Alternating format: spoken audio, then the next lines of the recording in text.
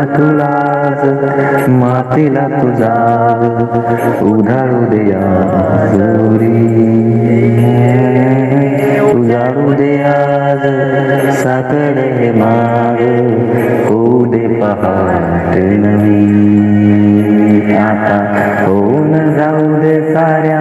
जगाला कळू दे पडू दे पाऊल पुढं जरी काट पायालाली लाख येळा येऊ दे पडू दे पाऊल पुढं